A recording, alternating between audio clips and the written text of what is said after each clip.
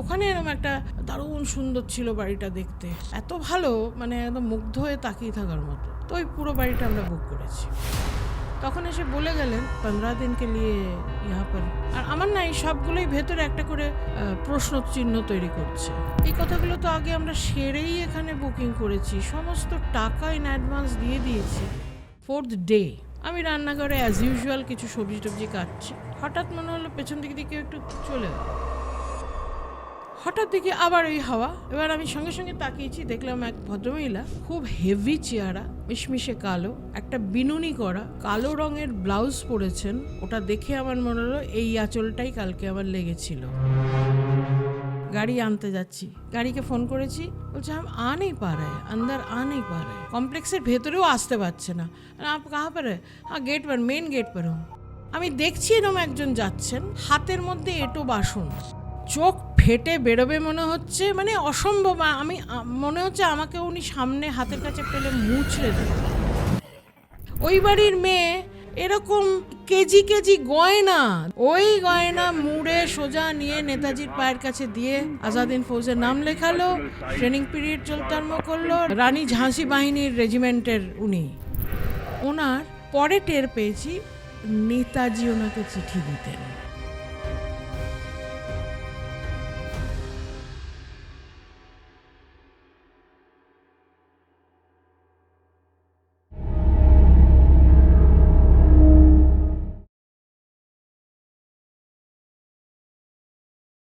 Welcome to another episode of real talk with Shreya. আর আজকে আমার সাথে আর একজন নতুন গেস্ট, নন্দিতা গাঙ্গুলি। দিদি, তোমার মেইন যে কারণে আজকে আমি তোমাকে এখানে ডাকার জন্য মানে ভীষণ ইগারলি ওয়েট করছিলাম, সেটা হচ্ছে 60 বয়সে গিয়ে আজকে তোমার যা এনার্জি লেভেল আমি দেখেছি, হ্যাটস অফ টু ইউ। মানে আমি তো সমস্ত দর্শক বন্ধুদেরকে প্রথমেই বলবো এটা একটা কমেন্ট করে দিতে, যে সামনে যে মানুষটা আমার বসে আছে, এক তো তার এজটা আমরা মোটামুটি বুঝতেই পারছি, সে কিন্তু জীবনে প্রচুর আপস অ্যান্ড ডাউনস ক্রস করে এসছে। একসময় লজিস্টিকের বিরাট বিজনেস তিনি নিজে একা হাতে সামলেছেন, ক্যান্সারের মতন বড় যুদ্ধটাকে অতিক্রম করে জয়লাভ করেছেন, এবং ফাইনালি আজকে আমাদের সকলকে একটু আনন্দ উপভোগ করার জন্য একটা ব্যাঙ্গালোরের ফ্ল্যাটে ঘটা ভয়ঙ্কর ভূতের গল্প কিন্তু উপস্থাপন করতে এসেছেন। কিন্তু তার চেয়েও আরেকটা ইন্টারেস্টিং পার্ট হচ্ছে দিদির ছোটোবেলাটা। আমরা অনেকেই হয়তো অনেক অজানা ইতিহাস আছে যেগুলো সম্পর্কে অবগত নই, যেটা দিদি জানেন, কারণ দিদি বড় হয়েছেন আজাদ হিন্দ ফৌজের প্রতিমা পালের কাছে। দিদির ছোটোবেলাটা কেটেছে এবং দিদি তার কাছে বড় হয়েছেন। Sounds very interesting. সো দিদি, আজকে প্রচুর গল্প করার আছে তোমার সাথে। প্রথমে বলো, এখানে আমার সেটে আমার সাথে এসে তোমার কেমন লাগছে? আমার দারুণ লাগছে। আমি ওকে এতদিন ক্যামেরায় দেখতাম, দেখে ওকে আমি ভেবেছিলাম আজকে যে ও আরও রোগা, কিন্তু দেখলাম না, অতটা রোগাও নাই। ভাবছিলাম বলবো যে তুমি কি পেট ভরে খাও না, এরকম ভেবেছিলাম বলবো, তা দেখলাম না, সেটা লাগবে না। তা যাই হোক, সুন্দর ফিট ছিপছাম সুন্দর মেয়ে। ওর মানসিকতা আমার খুব পছন্দ হয়েছে। এনথুসিয়াস্টিক, বক বক বক বক করে, এটাই ওর কাজ, সুন্দরভাবে করে, বেশ নির্ভুলভাবেও বলে, এটাও কিন্তু ঠিক কথা। তো যাই হোক, আমার বেশ মজা লাগছে, আমি খুব এনার্জি পেলাম ওর এখানে এদের সঙ্গে। এরা ছোট বলে আর একটু বেশি ভালো লাগছে, আসতে ইচ্ছা করলো। আর তোমাদের মতন এই এজে গিয়ে আমাদের মতন ছোট ছোট বাচ্চাদেরকে সাপোর্ট করার যে মানসিকতা, বা তোমাদের এই মোটিভেশন না পেলে আমরা কিন্তু কোনোদিন এগোতে পারবো না। না না, এগোতে পারবে, তোমার ভেতরেই ওটা আছে, ওই জন্যই তুমি শুরু করেছো। এটা আমি বলছি, এটা আমিও যখন শুরু করেছিলাম আমি জানতাম আমি কিছু পারবো না, কারণ আমি শিখিনি তো। কিন্তু আমাকে লিটারালি এটা খুব ভালো করে বললে এটা ঠিক ঠিকভাবে বোঝানো হবে, সেটা হলো কেউ যেন আমাকে ধাক্কা দিয়ে ওই ব্যবসাটার মধ্যে ফেলে দিয়েছিল। আমি জীবনে প্রচুর কিছু করেছি, পুরোটাই না জেনে করেছি, সমস্ত কিছু, এবং করতে করতে আমি শিখেছি। তারপরে যখন ছেড়েছি কাজটা, তখন এখনও যারা এই দর্শকরা যারা শুনছেন, আপনারা যদি লজিস্টিক্স রিলেটেড কাজ করে থাকেন, বা mobile phone, mobile handset and accessories যেসব আছে সেই সব নিয়ে যারা ডিল করে, তারা ইস্টার্ন রিজন অফ ইন্ডিয়াতে নন্দিতা গাঙ্গুলি নামটা এক কথায় চেনে।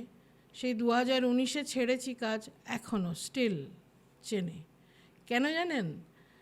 ওই শিখে এমন একটা জায়গায় আমার ভাগ্যই আমাকে পৌঁছে দিয়েছে। আমি খুব গর্ব টর্ব এসব করে বলছি না, কনফিডেন্টলি বলছি। এমন একটা জায়গায় পৌঁছেছি যেখানে ওরা সহজে আমাকে ভুলবে না যদি সত্যি কথা স্বীকার করে কেউ। সেই জন্য শ্রেয়াকে দেখে আমি এটা বলছি, ও তো কারুর উৎসাহ নিয়ে শুরু করেছে বা কী করেছে না, ওর ভেতরে তো সবার আগে ইচ্ছাটা তৈরি হয়েছে যে আমি এটা করব, তবেই না ও এগিয়েছে। তারপরে রাস্তায় যেতে যেতে আরও 10 জনের সাপোর্ট পাচ্ছে, দ্যাট ইজ ডিফারেন্ট, এটা ওর ভাগ্য। আর আমি ভালোবাসি কেউ কিছু নিয়ে এগিয়ে যেতে পারলে তাকে যদি আটটু এগিয়ে দেওয়া যেতে পারে আমার মাধ্যমে। আমি সব জানি না, কিন্তু যদি আমি চেষ্টা করে যাই, স্টিল আমি চেষ্টা করে যাই সবাই। Thank you so much. তো তুমি পারবে। এই তোমার আশীর্বাদ আছে যখন, নিশ্চয়ই পারবো। আরও কনফিডেন্স পেলাম তোমার কথাগুলো শোনার পর। আমার আজকের কস্টিউমটা স্পন্সর করেছে সায়রা বুটিক থেকে মৌমিতা পাল। এটা একদম পুরো কাস্টমাইজড প্রোডাক্ট, বিকজ এটা দেখো একটু আজরাক প্রিন্টের ওপর যাচ্ছে, উইথ কলমকারির একটা ওয়ার্ক আছে, নেক ওয়ার্ক আছে। এটা নুডল স্ট্র্যাপে আছে, কিন্তু কেউ যদি এটা 3/4 বা যেরকম স্লিভস চাইবে সেরকম নিজেদের সাইজ ওয়াইজ কিন্তু কাস্টমাইজ করে নিতে পারবে। স্ক্রিনে পপড আপ নাম্বারে কন্ট্যাক্ট করে ওর হিউজ কালেকশন তোমরা দেখে নিতে পারো। তাহলে আজকে প্রথম আমরা শুরু করছি ব্যাঙ্গালোরের সেই দুর্ধর্ষ ভৌতিক ঘটনাটা দিয়ে, তারপর নয় আমরা আস্তে আস্তে প্রসিড করব। হ্যাঁ, এই ঘটনাটা হচ্ছে 2017-18। আমার একটু মাপ করবেন, আমার না একটু মনে থাকে কম, এই জন্য হয়তো সন তারিখ এইগুলো একটু ভুলভাল হতে পারে, তো ওগুলো আপনারা একটু ইগনোরই করবেন। ঠিক আছে, এটা কোনো ব্যাপার না। ওই যে বললাম যে তুমি যে এই এতটা বয়সে এসে আমাদেরকে উৎসাহ প্রদানের জন্য এতটা ট্রাভেল করে সেখানে বসে উপস্থাপন করছো গল্প, এটাই আমাদের জন্য অনেক বড় পাওয়া। আরে এটাও তো আমার জীবনে এক্সপিরিয়েন্স হচ্ছে না, আমিও তো একটা নতুন জিনিস শিখছি। একটু ভুল ত্রুটি সেটা মানে ওরা নিজেরাই না, দর্শকগুলো ভালো, স্পেশালি অল্প বয়সী ছেলেমেয়েগুলো তো খুব এনার্জি দেয়। ওরা এরকম একটু জেঠিমা কাকিমা বা ঠাম্মা টাম্মা গোছের কারোর কাছে গল্প শুনতে পাওয়াটাকে মনে করে একটা ব্লেসিং। তো এগুলো কোনো ম্যাটার করে না, তুমি কন্টিনিউ করো। আচ্ছা, যাই হোক, আমার গুরুদেব অসুস্থ ছিলেন, তার চোখের গ্লোকোমা ছিল এবং ক্রমশ ওনার নার্ভগুলো শুকিয়ে যায়, তো গ্লোকোমাতে দেখতে পাওয়াটা একটা সমস্যা হচ্ছিল। তো ওনাকে নিয়ে আমরা নেত্রালয় ব্যাঙ্গালোরে যোগাযোগ করে ডাক্তারের সঙ্গে কনসাল্ট করে ওখানে গেছি। তো আমরা 3 জন গেছি, মানে গুরুদেব সমেত আমরা 3 জন গেছি। তাই যেহেতু, এবং উনি আধ্যাত্মিক জগতের মানুষ আর কি, তো এরম যে কোনো হোটেল টোটেলে না এই ধরনের মানুষজনকে রাখা যায় না কখনো। হোটেলে 5 রকমের লোক আসে থাকে, কত কী কাণ্ড হয় না হয় সেসব আমরা, ওই জন্য আমরা ওই সব জায়গায় আমরা নিজেরাও খুব কম যাই এবং ওনাকে তো রাখার প্রশ্নই ওঠে না। তো সেই জন্য আমরা ওই AIRBNB বলে একটা সাইট আছে অনলাইন, যেখানে গেস্ট হাউস বুক করা যায় থ্রু ওয়ার্ল্ড, সারা পৃথিবী জুড়ে ওরা এই কাজটা করে।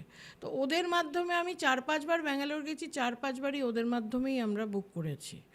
প্রতিবারের এক্সপিরিয়েন্স দারুণ, ভীষণ সুন্দর, পরিষ্কার পরিচ্ছন্ন, ঝকঝকে তকতকে, এবং ঠিক যেখানে যা থাকার তাই থাকে, এত ভালো লেগেছে আমার।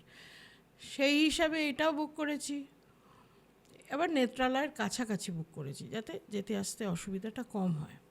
এবার ওখানে কি একটা বিশাল বড় কম্পাউন্ড, তার মধ্যে ছোট ছোট প্লট করে জমিগুলো বিক্রি করা হচ্ছে এবং যারা কিনছে তারা নিজেদের বাড়ি তৈরি করে নিচ্ছে। ম্যাক্সিমামই দোতলা বাড়ি, খুব কয়েকটা 3 তলা আছে, আবার অনেক বাড়ি তৈরি হচ্ছে, ব্যাপারটা তৈরি গড়ে উঠছে আর কি। তো ওখানে এরকম একটা দারুণ সুন্দর ছিল বাড়িটা দেখতে, এত ভালো, মানে একদম মুগ্ধ হয়ে তাকিয়ে থাকার মতো। তো ওই পুরো বাড়িটা আমরা বুক করেছি, করে দোতলায় আমরা থাকি। এবার বাড়িটার একটু ডেসক্রিপশন না দিলে এইটা বলাটা হবে না। একটা পুরো আউটলাইন একটা আছে, পাঁচিল দিয়ে ঘেরা আছে, তার ভেতরে বাড়িটা। ওই বাড়ি আর পাঁচিলের মাঝে সার দিয়ে গাছ, 2 সাইডেই। পিছন দিকটা, বাড়ির পিছন দিকটা, ওখানে একটা মানে কি বলবো, একটা এক্সিট পয়েন্ট আছে, যেখানে একটা রান্নাঘরের একদম কর্নারে একটা দরজা আছে, দরজা দিয়ে পিছন দিকে বেরোনো যায় এবং সেখানে বাসন টাসন মাজার, কল, জিনিসপত্র রাখার ওই রকমের একটা সিস্টেম করা আছে। তার দুই দিকেই দুটো গেট আছে, গ্রিলের ছোট্ট ছোট্ট, মানে ওই লোহা দিয়ে তৈরি করে গ্রিলের গেট যেমন বলি আমরা, সেরকম থাকে, এরকম তালা ফালা লাগিয়ে দেওয়া থাকে। তা ওটা করে বাইরে বাসন টাসন মাজো, ভেতরে চলে এসো, ওটাই রান্নাঘর। রান্নাঘরটা বিশাল বড়, বিরাট বড়। রান্নাঘরের মাঝখানে করিডোর, করিডোরের ওপাশে আরেকটা ঘর, দরজা লক অ্যান্ড কি ছিল, ওটা হচ্ছে একতলা। এবার সামনের দিকে এগিয়ে গেলে, ওটা থেকে এগিয়ে গেলে সোজা গেলে একদম বাড়ির বাইরে বেরিয়ে যাচ্ছি, এন্ট্রান্সের ডোর যেটা। তার ডান দিকে সিঁড়ি দোতলায় উঠে গেছে, বাঁ দিকটা একটা বড় হলঘর, তার মধ্যে 12 জনের বসে খাওয়ার ডাইনিং টেবিল রয়েছে। বিশাল বড় ফ্যামিলি, 12 জন এলেও কোনো অসুবিধা নেই, কারণ বাড়িটার দোতলা প্লাস 3 তলার একটা সাইডে ঘর, এবং সবকটা ঘরে কোথাও 4টে করে বেড, কোথাও 2টো করে বেড, কোথাও 3টে করে বেড। পুরো বাড়িটা জুড়ে এরকম অনেক লোক থাকার মতো বাড়ি। এবার আমাদের তো লাগছে, আমরা দোতলায় শুচ্ছি, একটা ঘরে আমার গুরুদেব রয়েছেন, আরেকটা ঘরে আমরা থাকি, আরও 2টো ঘর আছে ওখানে, একটা বসার জায়গা আছে, সামনে বারান্দা আছে। এবার কি হয়েছে, যেদিন ঢুকেছি বাড়ির যিনি মালিক, তার সঙ্গে ফোনে আমার কথা হয়েছিল, দেখলাম উনি একটু বাদে চলে এলেন, একদম ছিপছিপে রোগা লম্বা সাউথ ইন্ডিয়ান ভদ্রলোক, খুব সুন্দর ব্যবহার। ভেতরে এলেন, কথাবার্তা বললেন, গুরুদেবকে দেখব এরকমও করলেন। আর একসঙ্গে বোধহয় সেই বিরাট বড় একদম ঝুড়ি করে বিভিন্ন রকমের ফল নিয়ে এসছেন। ওটা দেখে না আমার একটু কেমন লেগেছে, যে এতবার তো থেকেছি, কেউ তো এরকম ফল টল দিতে আসেনি, যেন ভেট দেওয়ার মতো করে একটা এলেন, আমার ওরকম লেগেছে। তা আমি কিছু বলিনি, কারণ আমি ভুলও তো হতে পারি। একটা আপনারা খাবেন বলে টলে উনি চলে গেলেন। তখন এসে বলে গেলেন, আমরা 15 দিনের জন্য বুক করেছিলাম। তখন এসে বলে গেলেন, তো आप लोग 15 दिन के लिए यहाँ पर। হ্যাঁ, আর আমার না এই সবগুলোই ভেতরে একটা করে প্রশ্ন চিহ্ন তৈরি করছে। এই কথাগুলো তো আগে আমরা সেরেই এখানে বুকিং করেছি, সমস্ত টাকা ইন অ্যাডভান্স দিয়ে দিয়েছি, উনি সব রিসিভ করেছেন, তারপরেও কেন বলছেন যে তাহলে আপনারা 15 দিন থাকবেন? আমার কেমন একটু ভেতরে লেগেছে। আমার না একটা জিনিস আছে, মনের কথা, আমি একমাত্র মনের কথা শুনে চলি, কারণ মন আমাকে অনেক কিছু বলেও দেয়। এবার ওটাতে আমার একটু কেমন লেগেছে, যাকে হোক উনি চলে গেলেন। এবার একদিন কাটলো, সেদিন আমরা গুছিয়ে টুচিয়ে নিয়ে করতে করতে, আমরা তো রান্নাবান্না করে খাবো, কিনে তো খাবো না, কারণ সঙ্গে যিনি আছেন, আর আমরা নিজেরাও খুব একটা বাইরের খাবার খাই না, নিজেরা করেই খাই। তো সেই সব ব্যবস্থা আমি সব করে নিচ্ছি। সেদিনটা কেটে গেল। পরের দিন হসপিটালে যেতে হবে, ওখান থেকে গাড়ি বুক করে হসপিটালে চলে গেলাম, রান্নাবান্না করে গেলাম, যে আসবো, এসে আর দেরি হবে না, সঙ্গে সঙ্গে খাওয়া দাওয়ার ব্যবস্থাটা মেটাতে হবে। এই করতাম। আমি কি করতাম, নিচে আসতাম সকালবেলা উঠে ওই চা, জল খাবার এগুলো বানাতাম, ওখান থেকে ডেকে ডেকে বলতাম এটা নিয়ে যা, এটা নিয়ে যা, ওখানে ওপরে যারা থাকে তাদের জন্য ব্যবস্থা করে দিতাম, আমিও করতাম। তার পরবর্তীতে রান্নার তোড়জোড় শুরু হতো, এরম করে করে দিনটা চলছিল। First day, second day, third day, মানে first night, second night and third night কেটে গেল। ফোর্থ ডে আমি রান্নাঘরে অ্যাজ ইউজুয়াল কিছু সবজি টবজি কাটছি, হঠাৎ মনে হলো পেছন দিক দিয়ে কেউ একটু চলে গেল, এবং এমনই মনে হলো ওটা, আমি ঘুরে তাকালাম, কারোর থাকার কথাই নয়, কাউকে দেখতে পেলাম না। সেদিন এরমই একটা হলো, 2-3 বার এরকম একটা বুঝতে পারলাম কেউ গেল বোধ হয়। তারপরের দিন, ফিফথ ডে, হঠাৎ মনে হলো একটা কেউ আমি ধরুন কেউ বসে আছে, পাশ দিয়ে কেউ একটা জোরে হেঁটে গেলে একটা হাওয়া লাগে না গায়ের মধ্যে, এটা যেন একটা হাওয়া লাগছে মনে হলো, আমার গায়ের মধ্যে লাগলো, এবং একটা হঠাৎ একটা শাড়ির আঁচল যেন আমাকে ছুঁয়ে গেল। আমি পরিষ্কার শাড়ির আঁচল যে ওটাই মনে হলো। মানে প্রথম ইমপ্রেশন পড়ে না একটা কিছু ঘটলে মনের মধ্যে, ওটাই হচ্ছে ওটা শাড়িরই আঁচল, না চাদরের আঁচল, চাদরের কোনা বা কিছু চাদরের, বা ওটা ওনার শাড়ি।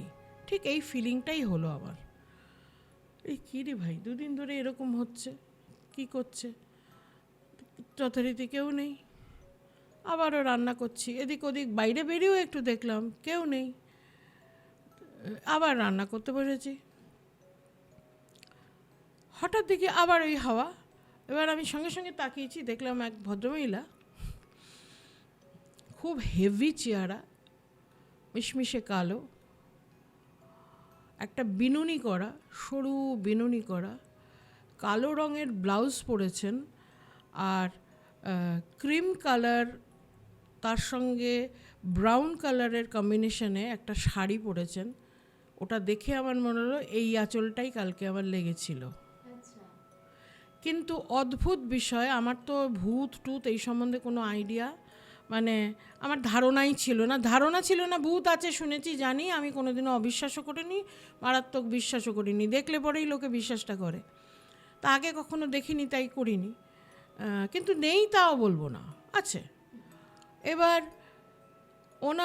ওনাকে দেখছি কীরম যেন, আমি দেখছি এরম একজন যাচ্ছেন, হাতের মধ্যে এঁটো বাসন ওনার হাতে, উনি বাইরেটা বেরোচ্ছেন, মাজবেন যেখানে মাজার ব্যবস্থা সেখানে বেরোচ্ছেন, মানে অ্যাজ ইফ খাওয়া দাওয়া হয়েছে, খেয়ে বাসন ওইসব কুড়িয়ে নিয়ে বাইরে গিয়ে মাজবেন, এই জন্য যাচ্ছেন।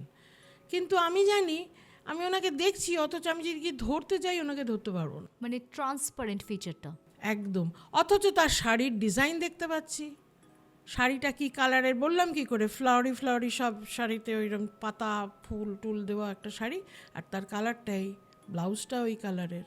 ওনার বিনুনি দেখছি, ওনার গায়ের রং কালো দেখতে পাচ্ছি, যথেষ্ট লম্বা, ইনফ্যাক্ট প্রায় আমার মতো, এবং খুব হেভি, সাউথ ইন্ডিয়ান যে দেখে মনে হয়, এই যে সাউথ ইন্ডিয়ান মহিলা। কিন্তু আমি জানি আমি যদি এনে ধরি তাহলে আমি শূন্যে হাত যাবে। এইটা কি ফরমেশনে ভূত দেখা আমি বলতে পারবো না, কিন্তু আমি দেখছি। এবার আমি দাঁড়িয়ে গেলাম যে কী হচ্ছে এইটা, কে এখান দিয়ে যাচ্ছে, আমি কি তাহলে ভুলভাল দেখছি, কি হচ্ছে কোনো ধারণাই হচ্ছে না। কিন্তু ভয়টাই করছে না, কিন্তু গায়ে কাটা দেওয়া হচ্ছে বা ওইসব কিচ্ছু নেই। আমি ভাবছি একটা লোক নেই অথচ আছে, এটা কি করে সম্ভব হয়, অবাক হয়ে যাচ্ছি।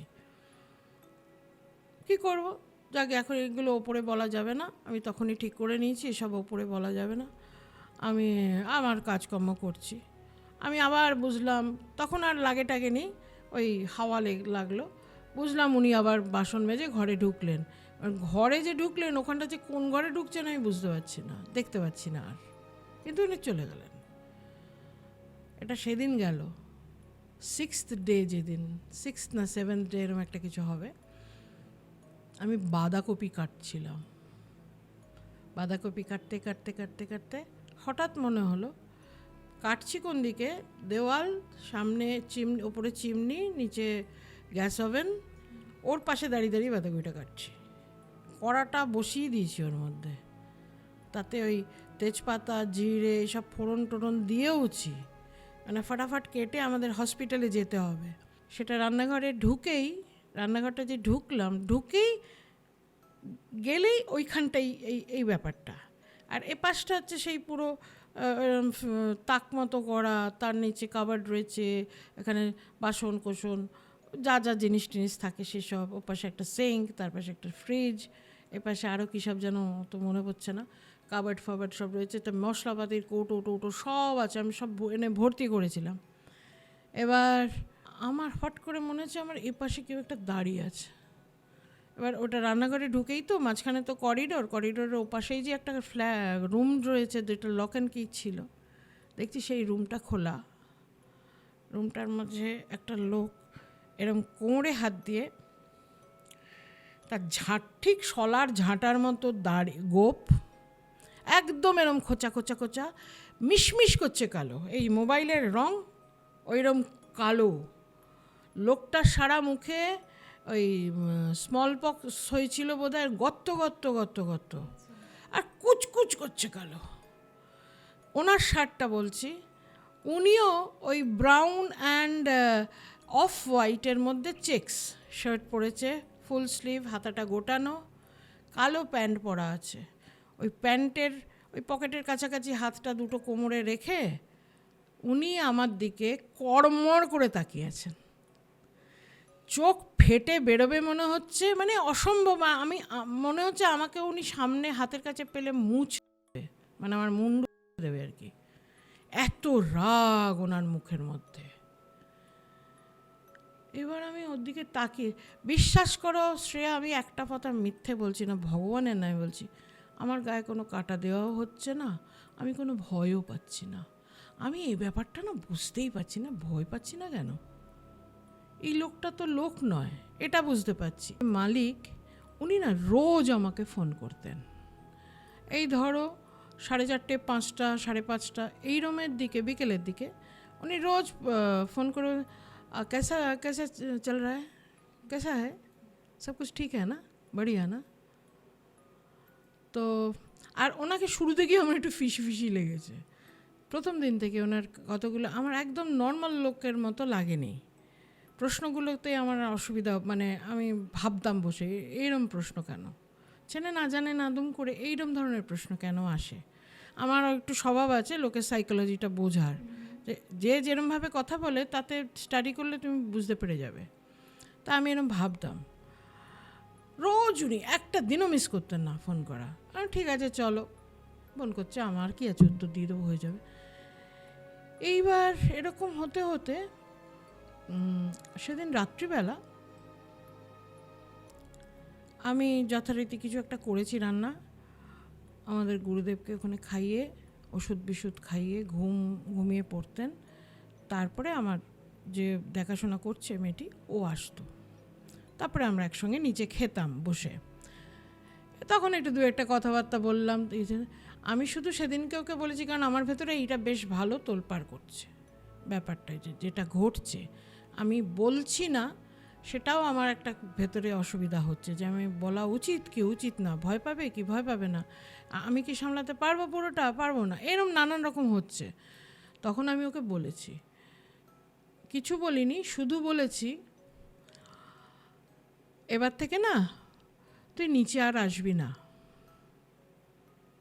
তুই ওপরেই থাকবি, খাবার যতবার দেওয়ার হবে আমি সিঁড়ির কাছে এসে ডাকবো, ওই 2 পা নামবি, খাবারটা নিয়ে যাবি, ওনাকেও খাওয়াবি, গুরুদেবকেও খাওয়াবি, তুইও খাবি, তুই নিচে এসে খাবি না, আসবি না। এত ইন্টেলিজেন্ট মেয়েটি, বলে আচ্ছা, অ্যাজ ইফ ও জানতো। ওকে দেখে আমার এরম মনে হলো, হয়ে গেল, আমার চেয়ে অনেক ছোট মেয়েটি। যাকে এরম করে কাটছে, আমরা হসপিটালে যাচ্ছি, চিকিৎসা যা করতে বলছে, যা যা ওষুধ বিষুধ দেওয়ার হচ্ছে বলে দিচ্ছে, করে চলে আসছি, এরমভাবে রয়েছি। এবার আর 1, 2, 3, 4টে দিন বাকি থাকার ওখানে। ততদিনে ওরা অনেক খেলা দেখাতে শুরু করেছে। আমি আবার ব্রহ্মাণ্ড বলবো না, পৃথিবী লোকের সবচেয়ে সাহসী মহিলা বোধহয় আমি ওই ঘরটিকে একদিন খুলে ওই খাটে গিয়ে শুয়েছি।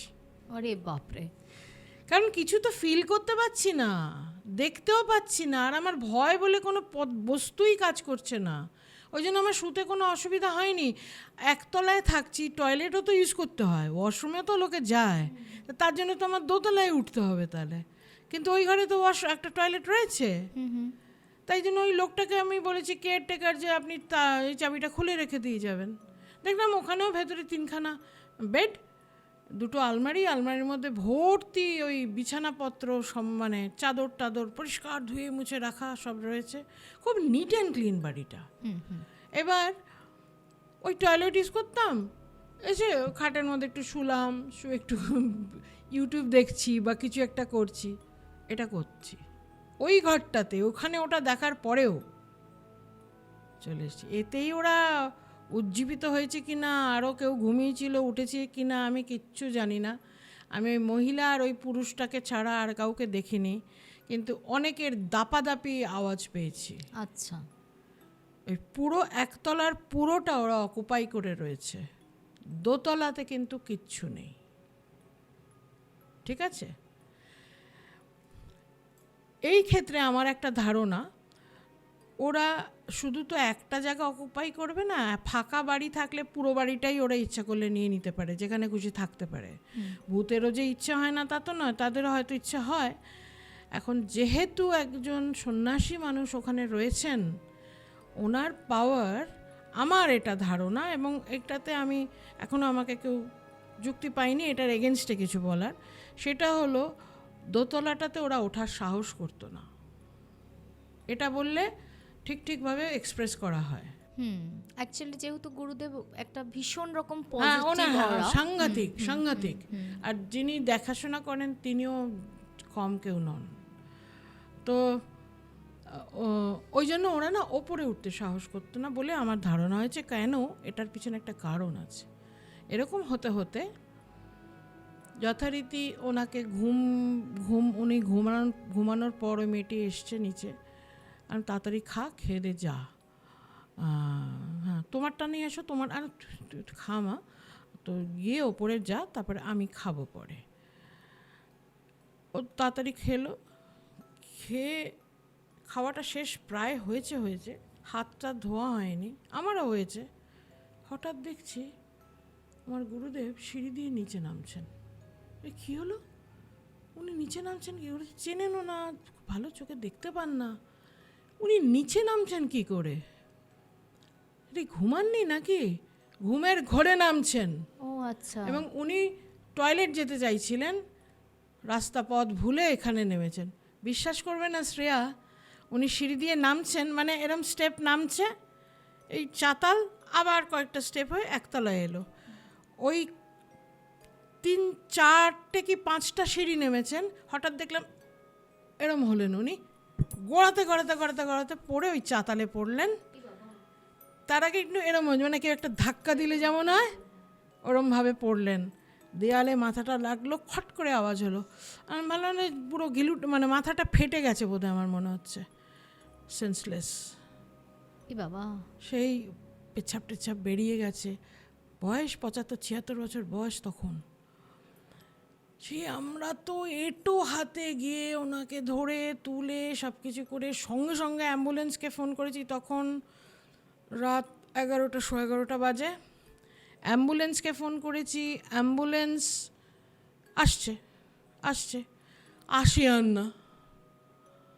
আমি ফোন করেই যাচ্ছি, তখন অ্যাম্বুলেন্সের ড্রাইভার বলছে, ম্যাডাম ये हम लोग जा नहीं पा रहे, एक ही रास्ते में घूम ही रहा है।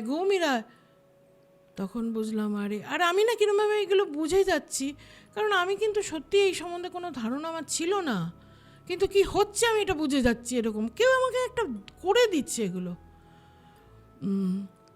তা আমি বললাম আপনি আসুন, আমি ধরে আছি ফোন, আপনি এইভাবে আসুন, ওই মোড়টায় আসুন, ওখান থেকে সোজা আসুন, ডান দিকে ঘুরবেন না, সোজা আসুন, এসে লাস্ট রোতে গিয়ে ডান দিকে ঘুরুন, ঘুরে 1, 2, 3, 4 নম্বর বাড়িটার সামনে এসে দাঁড়ান। আমি বাইরে গিয়ে দাঁড়িয়ে আছি, ওরা এসছে, ততক্ষণে ওনার সেন্স ফিরে এসছে, আমরা স্ট্রেচার নিয়ে এসছি। তো উনি বললেন, দেখলাম না আমি এমনি উঠবো। তো উনি অ্যাম্বুলেন্সে উঠলেন, ওনাকে ওই রাত্রে নিয়ে গেলাম, স্ক্যান ফ্যান যা করার সব করলো, করে ওখানে প্রায় 2-3 ঘন্টা রেখে দেওয়া হলো ওনাকে, ওরা দেখে অবজারভেশনে, তারপরে বললো নিয়ে চলে যান, সেরম কিছু নেই, এখানে একটু ফেটে গেছে। আচ্ছা, চলে এলাম, ঢুকলাম, গিয়ে শুয়ে রইলাম। আমি বললাম তুই ওপর থেকে, তার আগে কিন্তু ওকে আমি বলেছি তুই আর নিচে নামবি না, ওই খেতে বসে বলেছিলাম। কিন্তু আমি পরবর্তীকালে না বুঝেছি এই সব কটা জিনিস আমাকে দিয়ে কেউ করাচ্ছিল, এবং সেটা একটা মারাত্মক পজিটিভ শক্তি। যদি আমি নর্মাল থাকতাম তাহলে হয়তো কেঁপে জেপে নিজেই 5বার অজ্ঞান হয়ে দিন কাটাতাম, কিন্তু কেউ আমাকে একদম বেঁধে রেখেছিল যে একে টালমাটাল করলে চলবে না, তাহলে পুরো ব্যাপারটা গুবলেট হয়ে যাবে, না হবে চিকিৎসা, না হবে কিছু, বা যেই কাজে এসছো সেসব হবে না। পরে এটা আমি বুঝতে পেরেছি। যাই হোক, এরম করে হয়ে গেল। তাতে না ওই যেরকম ধাক্কাটা মেরেছে না, ওতে হয়েছে আমার একটা অসম্ভব রাগ। আমার তখন এরকম মনে হচ্ছে যে তোদের তো সাহস কম না, তুই একজন সন্ন্যাসী, যাদেরকে আমি তো জানি উনি কে, আমার কাছে উনি কে সেটা আমি জানি, এটা অন্য কারোর জন্য নয়, এটা আমার জন্য, আমি কাউকে নিয়ে কথা বলি না। তোদের এত বড় দুঃসাহস, তোরা এরকম একজনকে ধাক্কা মেরে ফেলে দিলি, যেই একটু ভুল পথে উনি ওখানে নেমেছেন, ঘুমিয়ে ঘুমিয়ে নামছেন, তো তোদের এত বড় সাহস। আমার না ওদের ভয় পাওয়া তো দুরাস্ত, মনে হচ্ছে ওদের গলা টিপে দিই। মানে আমাকে এক সময়, বিশ্বাস করো শ্রেয়া, আমি মানে ভগবানকে সাক্ষী নিয়ে বলছি, আমার মনে হয়েছিল তোদের থেকে অনেক বড় ভূত আমি, তোরা যে প্রেত তার থেকে অনেক বড় প্রেত আমি। এত রাগ, তোদের মুন্ড আমি মুচড়ে ভেঙে দেব। তুই আমার গুরুকে, তুই এই করলি, আমার গুরু হোক যার হোক, তুই তাকে এরভাবে ফেলে দিলি তোরা। মানে তুমি তখন প্রচণ্ড ক্ষুব্ধ ওদের ওপরে? মারাত্মক, মানে ওদের পেলে ভয় তো দূরস্থ, আমি বোধহয় দুমড়ে মুচড়ে ওদের শেষ করে দিতে পারি, এত রাগ ভেতরে একটা কি মারাত্মক রাগ। আমি এটা একটাও নই, নাকি আমি ওটাই এটা নই, আমি বুঝতে পারি না মাঝে মাঝে। গেল, তখন বাড়ি তো পাল্টাতে হবে, এখানে তো থাকা যাবে না এদের নিয়ে। এবার ওরা কি করলো জানো, আমি বললাম তাহলে আমরা আবার Airbnb। এদিকে ভদ্রলোক ফোন করেই যাচ্ছেন কিন্তু আমাকে প্রত্যেক দিন, আর আমি এগুলো বলে যাচ্ছি ওনাকে। আচ্ছা, তুমি বলছিলে? বলছি আপনার বাড়িতে এই আছে, প্রেত আছে, জিন আছে, না কি আছে ভগবান জানে। উনি কি বলতেন উত্তরে? হুম হুম আচ্ছা আচ্ছা। মানে কোনোদিন বলেননি যে না না আপনাদের কোথাও ভুল হচ্ছে এরকম? একবারের জন্য না, কুল। পরে বুঝলাম উনি, আমি এটাকে কি করে ট্যাকল করছি উনি ওটা দেখতে চান, শুনতে চাইছেন। বললেন ফির আপনি কিয়া কিয়া, উসকে বাদ কিয়া কিয়া, প্রতিটা জিনিস উনি জিজ্ঞেস করছেন। তার মানে এই জিনিস ওনার কাছে আগেও হয়েছে। একটা কথা উনি বলে ফেলেছেন, আমি বললাম যে আপনি তো আমাকে চেনেন না, আমিও আপনাকে চিনি না, আমরা একটা সাইট থেকে যোগাযোগ হয়েছে, আমি আমার ডিটেলটা বলেছি যে আমরা কে আসছি কি আসছি কি, আপনার কি এটা উচিত হয়নি আমাকে প্রথমে বলা যে আমার বাড়িতে কিন্তু এরকম এরকম ব্যাপার আছে, আপনি বুঝে এলে আসুন, নয়তো অন্য জায়গায় বুক করুন, এটা উচিত ছিল না? আমি তো আপনাকে ভদ্রলোক ভাবছিলাম। তখন ना 3 रात तक ठीक था, लेकिन उसके बाद आप लोग तो बहुत दिन 15 दिन के लिए बुक किया ना। अच्छा, अल्लाह फिर मैंने आइलम तार मैंने अपनी जाने नेटा है। बोले हाँ हम लोग तो रहते नहीं, जो लोग रहते हैं वो बहुत कुछ बताया।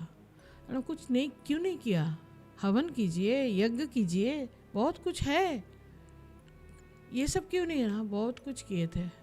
কেন ব্যাক এন্ড স্টোরি বলেনি, মানে কি ছিল বা না? আর আমি তখন এত ঘেটে আছি চতুর্দিকটা সামলে যে আমি না ওই দিক প্রশ্ন করার দিকে আর আমার মাথারই কাজ করছিল না ওদিকে। আর জিজ্ঞেস করে হবে কি, আমি তো ফেস করছি রোজ।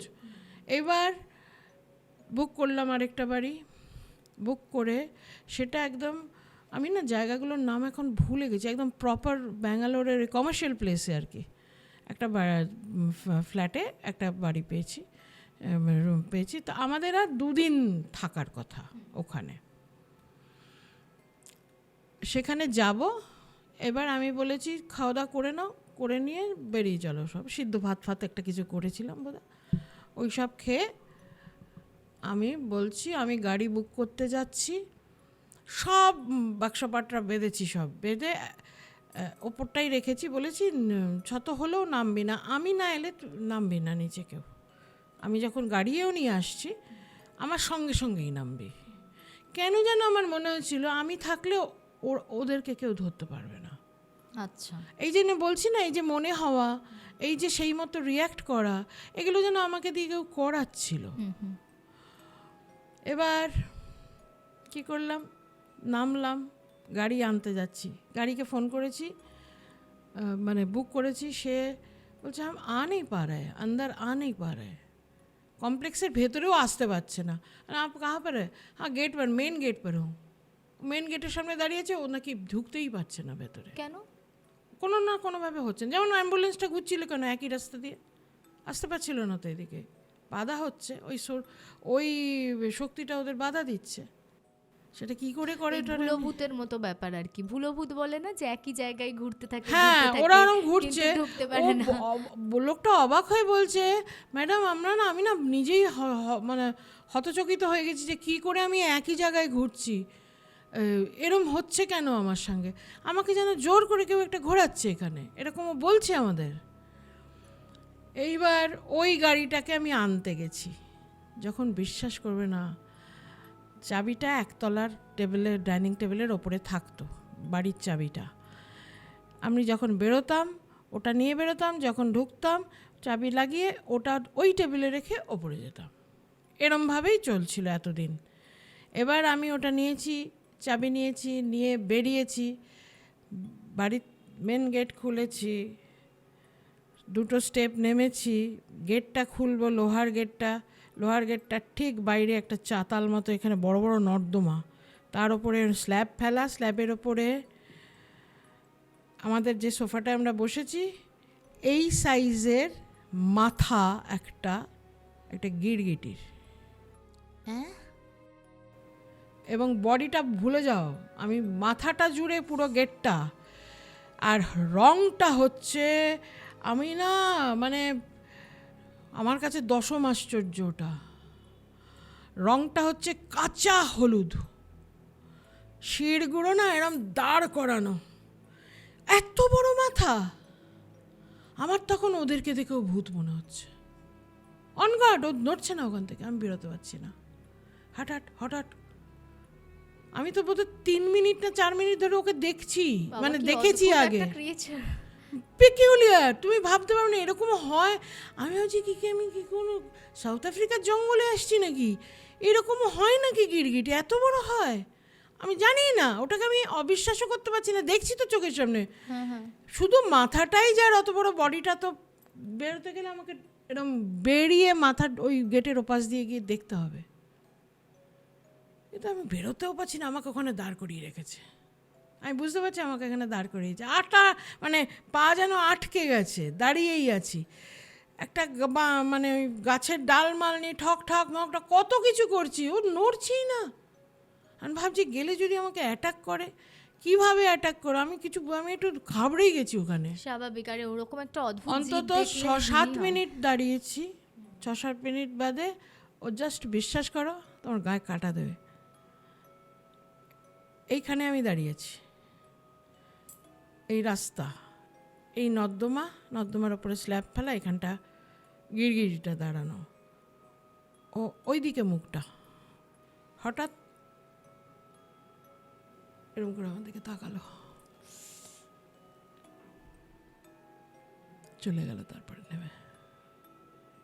আর ওই তাকাটা পশুর তাকানো না, মানে এদের তাকানো না, ওই তাকানোটা কোনো একটা এন্টিটির হবে, মানে নর্মাল রেপটাইলসের মতন নয়। আচ্ছা, না তোকে একটা মানুষের মতো, তোকে দেখে নেব, আমরা যাচ্ছি তোকে দেখে নেব বলে আমি তার দিকে একটা লুক দিলাম, যেমন হবে ঠিক এক্সপ্রেশন হচ্ছে এটা, ওর এই এক্সপ্রেশনটার এটা হচ্ছে প্রপার ব্যাখ্যা। চলে এলাম, বেরোলাম, টপ এত বড় বড় ফোঁটার বৃষ্টি পড়তে আরম্ভ করলো। আমি হেঁটে যা হয় হোক, ইস্পার কি উস্পার। এবার আমি ফোন করছি আমার বরকে কলকাতায়, ওই যে অতটা পথ হাঁটবো, ওকে পুরো ঘটনাগুলো বলতে বলতে আমি যাচ্ছি।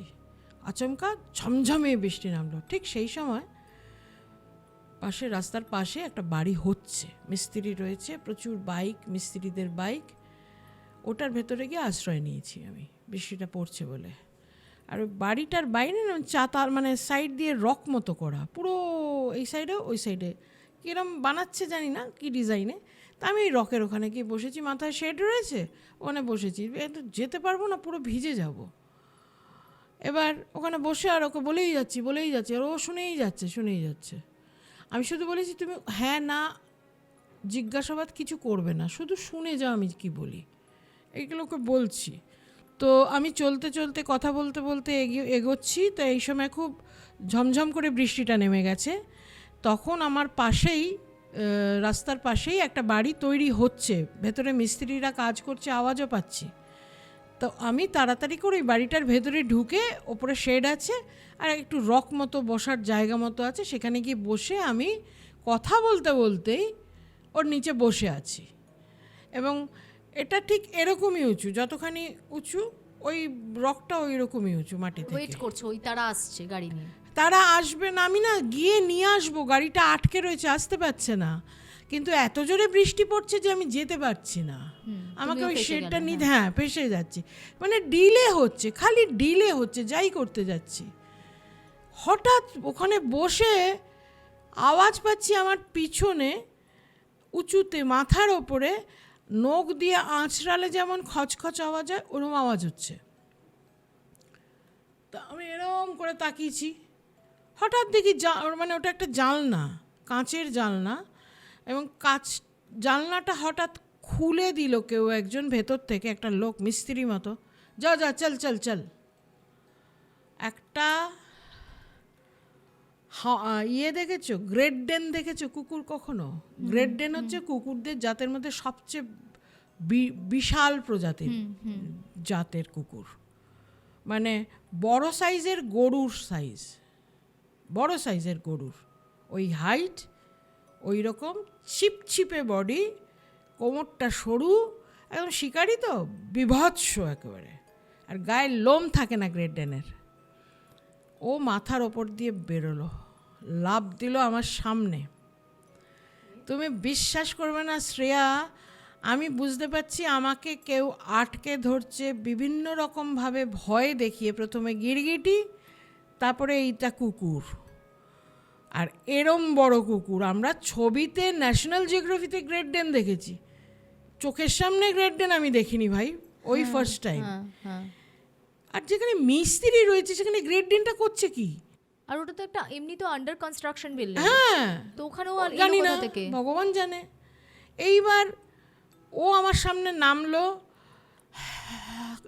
জিভের সাইজ, জিভের সাইজ অন্তত আমার এইখানে মুখের থেকে বেরিয়ে লক লক লক লক করছে, জিভটা ছিটে ছিটে ছিটে ছিটে লালা পড়ছে চতুর্দিকে, আমার গায়ের মধ্যে পড়ছে।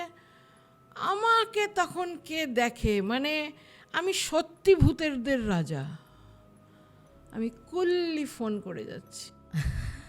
ও গড, আমি হলে তো ওখানে আমার, আরে আমি নন্দিতা গাঙ্গুলি হলে হয়তো ওখানে অজ্ঞান হয়ে যেতাম, কিন্তু আমি তখন আমি নই। আমি এই জন্য কেন বলি, এমন এগুলো যে আমি আগে দেখে অভ্যস্ত তা তো নই। লোকে তো একটা ভয় পাবে, আতঙ্কগ্রস্ত হবে তো একটাতে, নর্মাল একটা মানুষ, কিন্তু আমি হচ্ছি না কেন? আমার তো প্রশ্নটা এইখানে, এই ভূতের প্রশ্ন আমার না, আমার প্রশ্ন আমার রিয়াকশন নিয়ে। এটা আমার বিরাট বড় প্রশ্ন, যেটার উত্তর আমি আজ অবধি পাইনি। যত সময় যাচ্ছে নিজে নিজেই বার করছি, হয়তো এটা, হয়তো ওটা।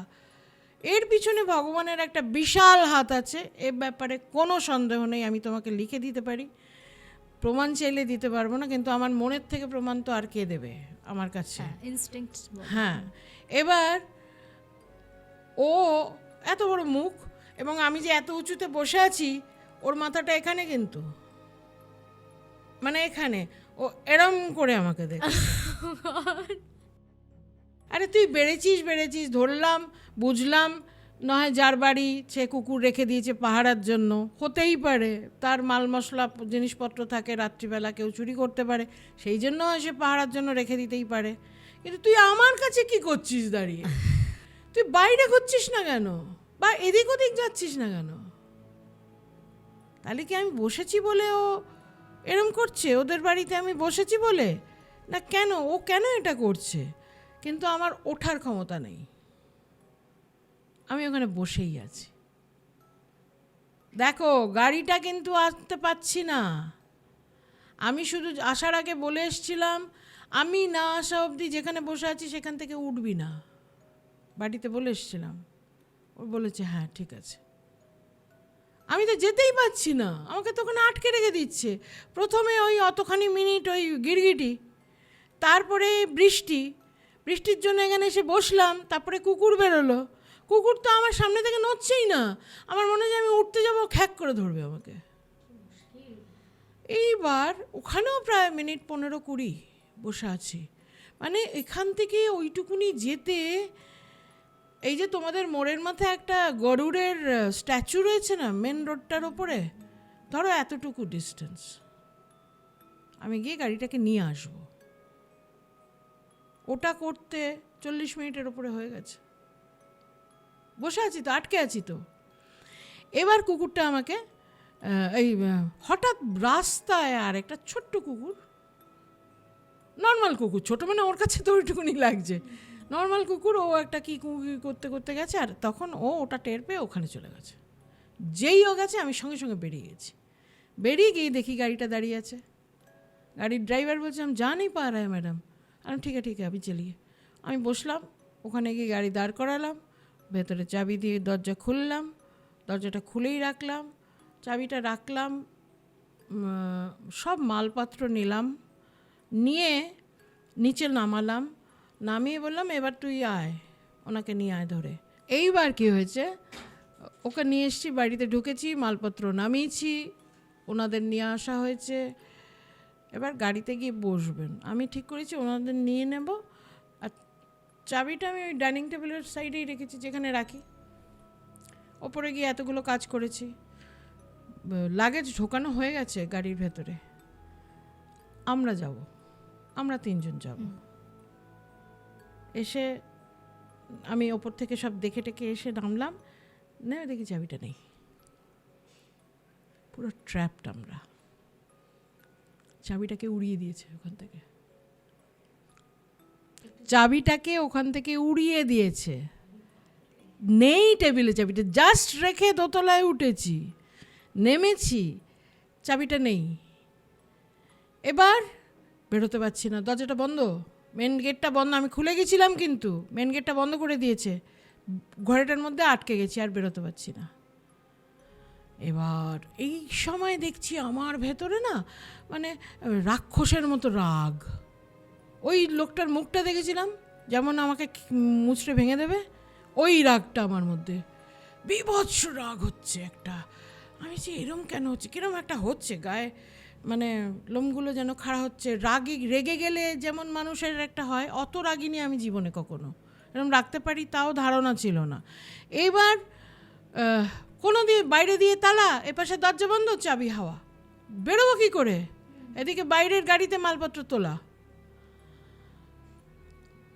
এবার ওনাদের আমি বললাম, ভগবানই জুটিয়েছে এগুলো মাথায়, আমি বললাম আমি যেমন যেমনভাবে আসছি তোমরা আমাকে সেরমভাবে ফলো করো, এখন কোনো প্রশ্ন করবে না। এবার রান্নাঘরের এটা খুলেছি, দরজাটা সব তো বন্ধ করে দিয়ে গেছিলাম না, দিয়েছিলাম আগে যে চলে যাব, তারপরে খুললাম দরজাটা, খুলে ওখান দিয়ে বেরোলাম, দেখলাম তালা। ওই ওদের না শিল নোড়া থাকে না, ওই হামালদিস্তা থাকে, পাথরের থাকে সেটা, বুঝলে, এরম একটা পাথরের মতো, আর এরম ঘুরিয়ে ঘুরিয়ে ঘুরিয়ে ঘুরিয়ে বাটে ওরা। ওইটাকে নিয়েছি, নিয়ে ওই তালাটার মধ্যে যত জোর আছে মেরেছি একটা জোরে, ভাড়াং করে খুলে গেছে।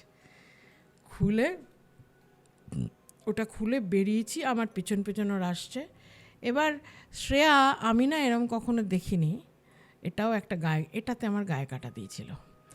দেখছি বনসাই গাছ নয় কিন্তু, ওই যে বলছিলাম না যে বাড়িটার মাঝখানে পাঁচিল দিয়ে ঘেরা, পাঁচিল আর বাড়ির মাঝখানে গাছ পোতা বলেছিলাম প্রথমে, ওই গাছগুলো না বেদানা গাছ, আম গাছ, কিন্তু বনসাই গাছ নয়, কিন্তু ছোট্ট সাইজ, ভুতুরে, গাছটাও যেন ভুতুরে।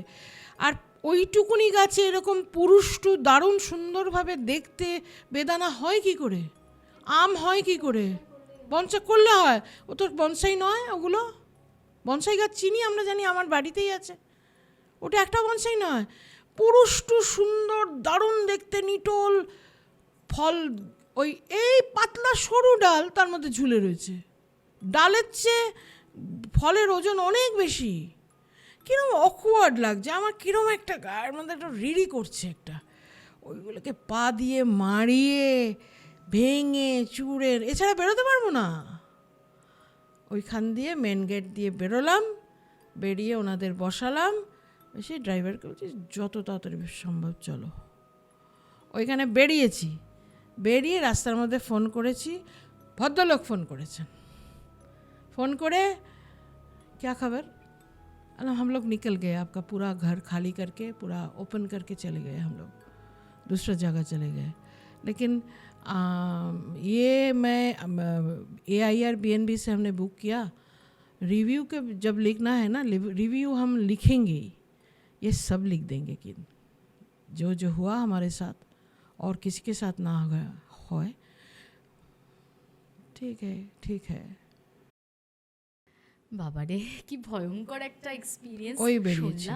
এরমভাবে ভূত দেখা যায় আমার ধারণার বাইরে ছিল। আমি ভেবেছিলাম যে ছায়া দেখবো, মুখ দেখবো, যেমন পড়েছি না। হ্যাঁ, খুব ইউনিক ছিল পুরো ব্যাপারটা, একদম অন্যরকম লেগেছে, একদম অন্য রকমের একটা অভিজ্ঞতা। হ্যাঁ, কিন্তু তুমি যেভাবে তুমি এক্সপ্লেইন করলে সেটা, আর তুমি একটু রিসার্চ করো, তোমার কাছে তো অনেকে এর ধরনের বলতে, বা তান্ত্রিকরাও আসেন, আমার তো অত চেনা জানা নেই। আমি ভয়টা পাইনি কেন বলতে পারো? জিজ্ঞেস করো তো কাউকে, এটা আমার সত্যি একটা প্রশ্ন, আমি কেন ভয় পাইনি। না, আমার এর ক্ষেত্রে একটা ব্যক্তিগতভাবে মনে হয়, আমি যদি অত জ্ঞানী মানুষ নই, তবু বলছি যে যাদের ভেতরে আমরা নিজেরাও তো একটা ভূত, খালি একটা কভারওয়ালা ভূত, আর আত্মাটা যদি নর্মাল একটা সোল হয় তাহলে তার বাইরের ওপরের কভারিংটা থাকছে না। তো তোমার ভেতরের যে সোলটা, সেই সোল পাওয়ারটা যদি কখনো সামনের যে সোলটা আছে তার পাওয়ারের থেকে বেশি হয়, সেটাকে অতিক্রম করে যায়, তাহলে খুব স্বাভাবিকভাবেই আমরা যদি কারোর থেকে নিজেরা ইটসেলফ বলশালী হই, তখন সেটাকে দেখে আমার ভীতি আসবে না। তো সেই রকম তোমার ভেতরের পজিটিভিটি, তোমার অরা পাওয়ার নিশ্চয়ই এতটাই স্ট্রং, তুমি হয়তো সেটা নিজেও জানো না কতটা। তো সেই কারণে ভেতর থেকে হয়তো বরাবরই আমি জানি কেন। আমি ব্যবসা করতাম যখন, ব্যবসাটা যেরকমভাবে শুরু করেছিলাম, এবং আমার পাস্ট বাড়ির জন্মের পর থেকে আমার লাইফের, আমার বাড়ির অ্যাটমসফিয়ার যা ছিল সেটা আমার বিরুদ্ধে ছিল, সম্পূর্ণ আমার বিরুদ্ধে।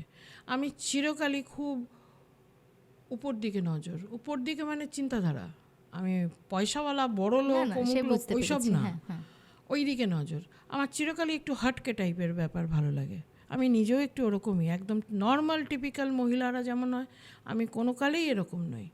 আমি পাঞ্জাবিকে কলকাতার শহরে লাফ দিয়ে উঠে চড়ও মেরেছি, হ্যাঁ, আমার রেকর্ডও আছে। কেননা আমার দিদি তার পাশে বসে যাচ্ছিল, দিদির সঙ্গে বদমাইশি কিছু করেছে, এবার আমি বেরিয়ে দেখছিলাম তো দিদির মুখটা একটু কেমন, কী হয়েছে রে তোর, আমি কিন্তু ছোট হচ্ছে এবং আমি তখন অত লম্বা হয়নি, পাঞ্জাবিকে চড় মারতে গেলে আমাকে মই নিয়ে উঠে চটটা মারতে হতো, কিন্তু আমি একদম লাফ দিয়ে উঠে মেরেছিলাম, এত রেগে গেছিলাম।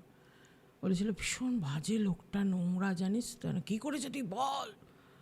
এইবার সব দাদারা রয়েছে, আমাদের নিজের না, মানে সব পিসির ছেলেমেয়েরা আর কি, কত বড় বড় দাদাদের সামনে লাফ দিয়ে উঠে এক থাপ্পড়, বাবা বেশ, আরে এরকম হয়ে গেছে। আর আজকের কথা বলছি না, আমি 70s কথা বলছি, তখন যে খুব বড় হয়েছি তা নয়। বুঝতে পেরেছি, এবং আমার পার্সোনালি তোমাকে এত ভালো লেগেছে, তুমি এত কুল অ্যান্ড কিউট, মানে এই বয়সের একটা মানুষ, সে আমার সঙ্গে এত বেশি সাবলীল, সে এত ফ্রেন্ডলি, আমি সত্যি অ্যাপ্রিসিয়েট না করে পাচ্ছি না। You are very nice. আর আমি তোমাকে ইন পার্সন মিট করার পর, ফোনে কথা বলেই খুব ভালো লেগেছিল, বাট মিট করে আমার আরও অনেক বেশি ভালো লাগছে। আচ্ছা, আর একটু ছোট্ট করে, কারণ আমার হাতের সময় একটু সীমাবদ্ধ, কিন্তু আমি একটা টপিক একটু না তুলেই পারবো না, সেটা হচ্ছে ওই যে তোমার ছোটবেলায় বড় হওয়া কর্নেল প্রতিভা পালের কাছে, সেটার একটু ছোট্ট করে আমরা অ্যাটলিস্ট স্টার্ট করো, ইনিশিয়ালি কিছু শুনি, পরে তো আরো নতুন এপিসোডস করলে আমরা সেটা যদি করতেই পারবো। বলছি, আমার জন্ম, আমরা টালিগঞ্জে থাকি, আমার বাড়ির চতুর্দিকে স্টুডিও, খালি স্টুডিও পাড়া বলে যেটাকে, ডান দিকে রাধা ফিল্মস, পিছন দিকে ভারত লক্ষ্মী, এপাশে টেকনিশিয়ান 2, ওই পাশে টেকনিশিয়ান 1, আর 2 এগিয়ে গিয়ে আরও তো এখন কত কত স্টুডিও তৈরি হয়েছে, তো ওগুলো ছিল। আর আমাদের পাড়ায় না সব এই শুভেন্দু চ্যাটার্জি বলো, সবচেয়ে বড় বলো যিনি নাচের খুব নামকরা, পৃথিবী বিখ্যাত উদয়শঙ্কর বাড়ি তো আমাদের পাড়ায়, উদয়শঙ্করের বউ আমাদের পাড়ার পাশের পাড়ায় উদয়শঙ্করের বাড়ি, অমলা পিসি বলতাম আমরা, বলি আর কি এখনও, এই তো আছে, যাই হোক ওনাকে বলি। আমরা ছোটো বয়সে খেলতাম কিরম জানো, বাবা বললো যা যে দাদুটা বসে আছে ওখানে গিয়ে একটু চিমটি কেটে দিয়ে আয়, রোগা ধবধবে ফর্সা এক ভদ্রলোক বসে রয়েছেন, তাকে গিয়ে চিমটি কেটে দিয়ে এটা হচ্ছে খেলা।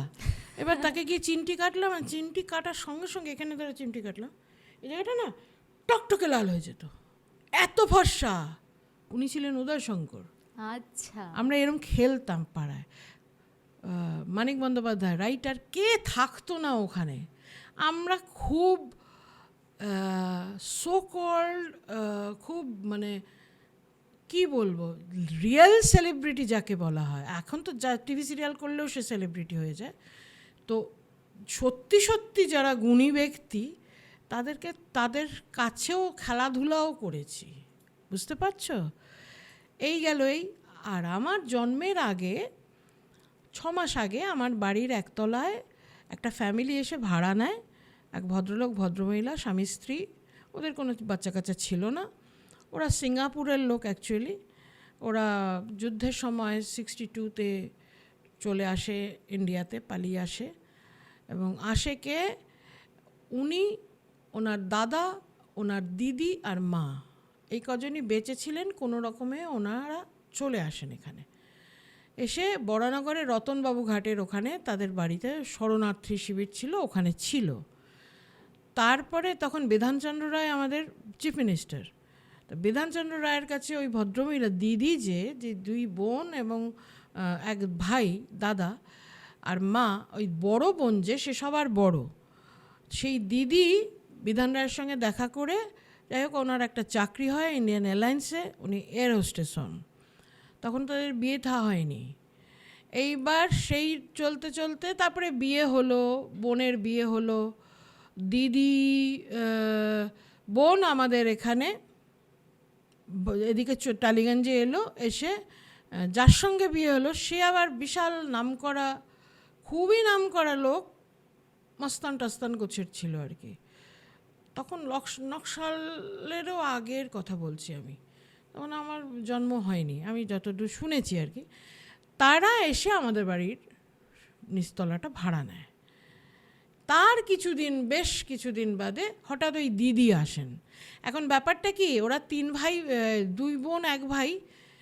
ভাই চলে যায়, দিদি তাকে যাদবপুর ইউনিভার্সিটিতে পড়তেন, ওখান থেকে পাশ করে বিদেশে চলে যায় লন্ডনে, সেখানেই চলে যায়, সেখানে গিয়ে করে টোরে ওখানেই প্রফেসরি করতেন। আর দিদিকে ওরা সবাই দিদি বলতো, সেই জন্য আমিও দিদি বলতাম আমার জন্মানোর পর। আচ্ছা, ছোট বোনকে সবাই, তার নাম বাণী, তাকে সবাই বাণী বলে ডাকতো, মানে তার স্বামীও বাণী বলছে, তার দিদিও বাণী বলছে, তুমিও বাণী বলছো। আমিও বাণী বলছি। আবার বাণীর যে হাজব্যান্ড, তাকে সবাই সারা পাড়ার লোক দাদা বলতো, আমিও দাদা বলতাম। এই ছিল আমাদের ডাক একে অপরকে। এইবার ওদের ছেলেমেয়ে না হতে, আর আমি চিরকালই না বেশ হেলদি, খুবই ছোট বয়সে তো তুলতে পারতো না বেশিরভাগ লোক। যাই হোক, এরম ছিলাম। ওরা ওদের কাছে রাখতো, থাকে বাচ্চা, একটা ছোট বাচ্চা বাড়িতে এলে যা হয়, আমি অলমোস্ট ওদের কাছেই মানুষ। আর দিদি কি করে, যেহেতু সে এয়ার হোস্টেস, তাকে সারা পৃথিবী ঘুরতে হতো।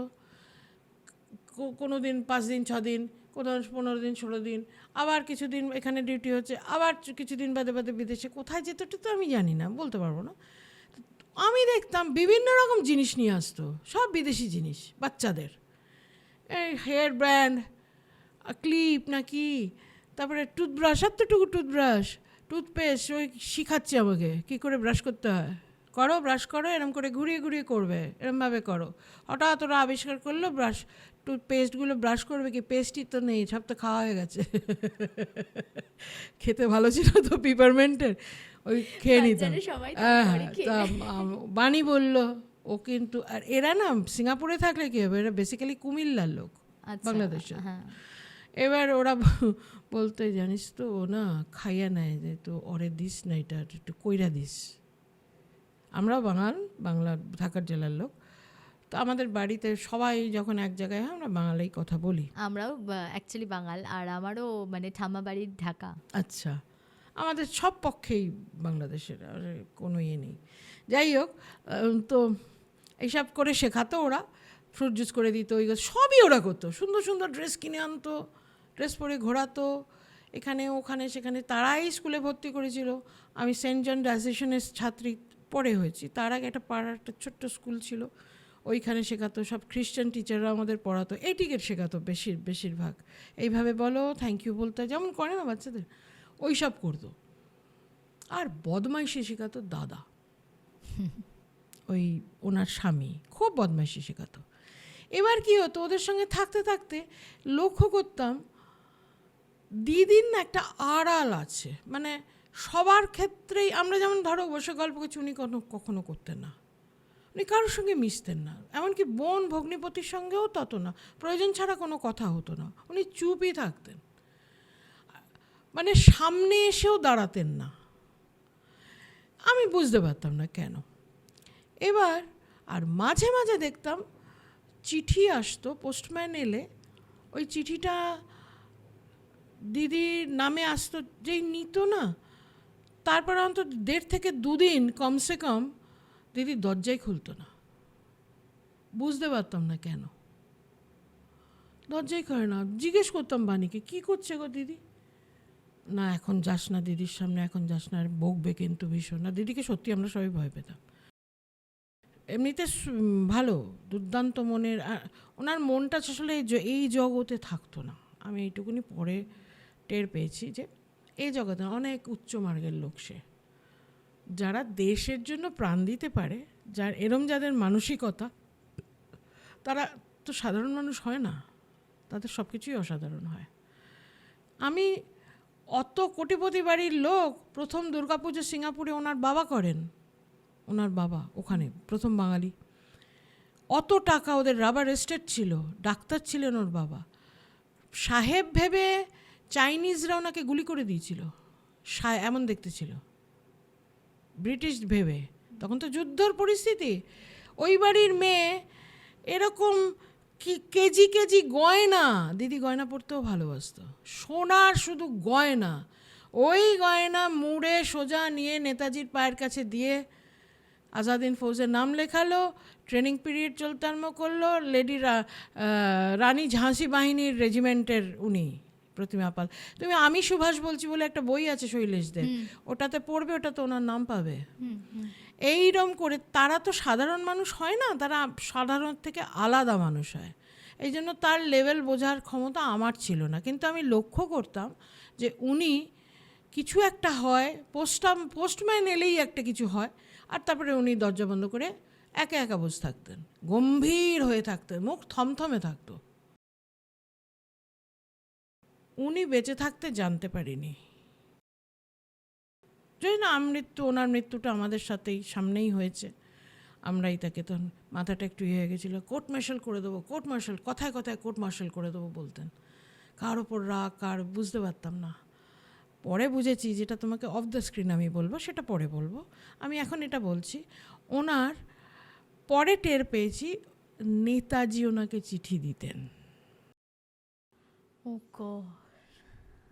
তখনও নেতাজি জীবিত, 70s পরে 80-র কাছাকাছি, আমি এক্স্যাক্টলি একটু দেখে নিয়ে বলতে পারবো, তখনও নেতাজি রয়েছেন। এই যে বলে না, এই যে খুব আমার গুজবাম্পস হচ্ছে, হ্যাঁ আমার লিটারালি আমার গুজবাম্পস হচ্ছে। হ্যাঁ কেন, ঠিকই তো, নেতাজি আছেন। এবং নেতাজিকে ওই যে বললাম অফ দ্য স্ক্রিন তোমাকে বলবো, কিছু কথা যদি জানতে চাও পরে জানিয়ে দেবো। আউটস্ট্যান্ডিং একটা এপিসোড। উনি মুখ ওরকম থমথমে হতো কেন, তার পিছনে তো রিজন আছে, এমনি এমনি তো না। ওনার কাছে ওনার বাবা মার চেয়ে বেশি নেতাজি ওনার ভগবান বলতে হয়। এই যে ভগবানজি শোনো, এখনও পডকাস্ট শুনতে পাও না?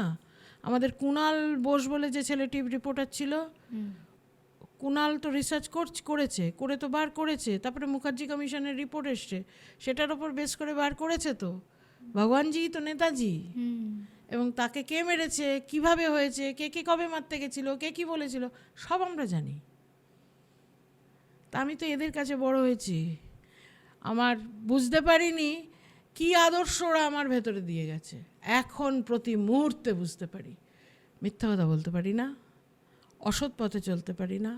বাই দ্য ওয়ে তোমাকে বলে রাখি শ্রেয়া, আমি যে ব্যবসা করেছি, আমি করেছি 250 টাকা ইনভেস্ট করে ব্যবসা করেছি। যখন আমি ব্যবসা রিটায়ার করি তখন আমার 6টা গাড়ি কোম্পানির লরি। আমি কোনোদিনও তুমি আসলে এই ব্যবসাটা জানো না বলে বুঝতে পারছো না, আমাদের মাল তো গাড়িতে গাড়িতে পৌঁছাতে হয়, আমি বুঝতে তা পারছি। বেশিরভাগই কি করে গাড়ি ভাড়া করে। আমি করিনি কোনোদিনও, তোমার নিজের ছিল সব আমি একটা একটা করে কিনেছি। তো ব্যবসাটা কোথায় নিয়ে গিয়েছিলাম ভাবতে পারো? শুধু আমি খেটে। তার পিছনের ক্যাপিটালটা কী ছিল জানো? 250 টাকা, তো টাকার হিসেবে 250 টাকা। তার পিছনের ক্যাপিটাল ছিল সৎ পথে থাকা। একটা নয়া পয়সা দিয়ে কাউকে জীবনে কাজ আমি নিইনি, ঘুষ আমি দিইনি,